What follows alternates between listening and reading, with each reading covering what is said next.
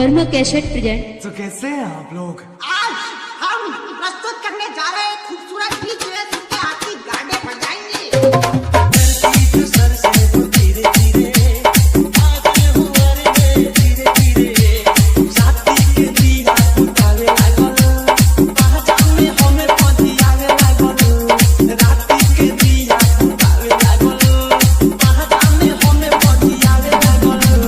Bihari music, Bihari music.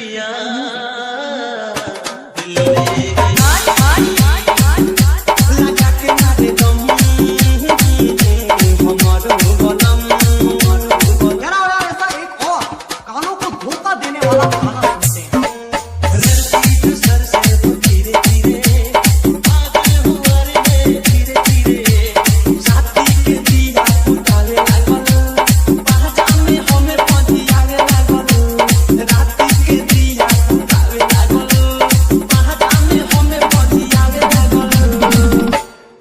चुनरिया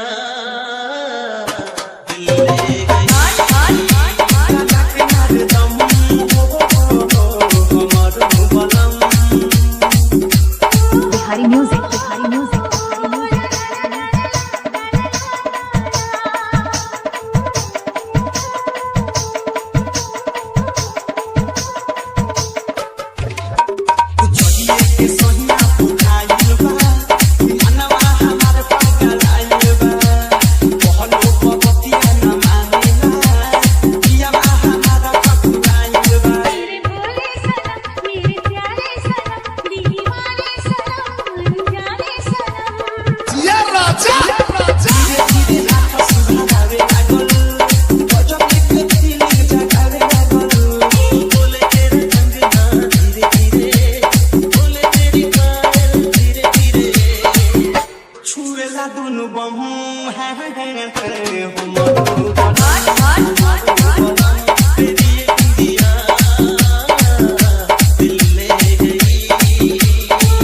Bihari music, Bihari music.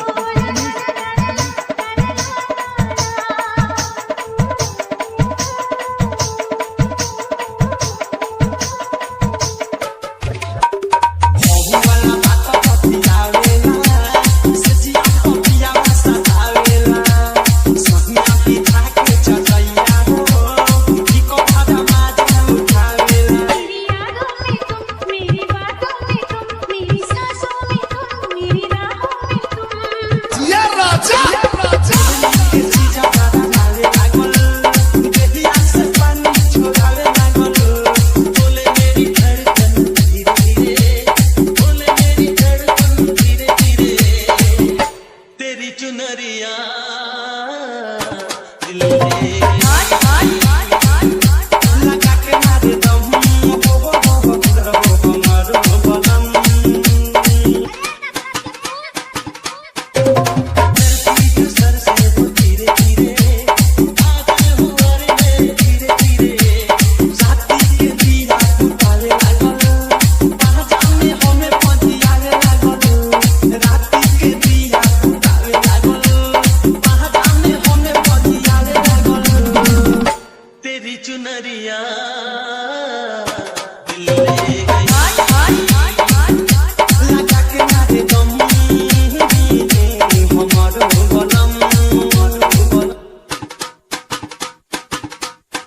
Bihari music, Bihari music. ऐसा गाना सुनाए तो सब सुने लो। कौन गीत है मास्टर भैया? मैं निकला ओ गट लेके दलाल दलाल दलाल थोड़ा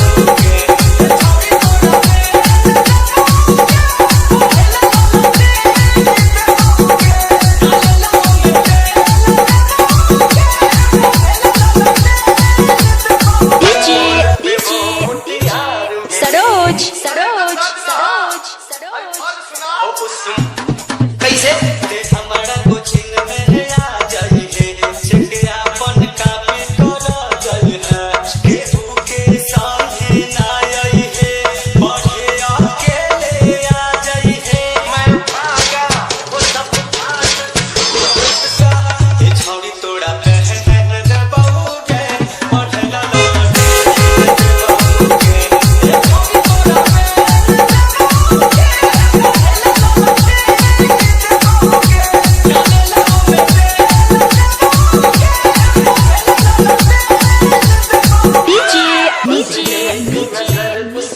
सरोज के बस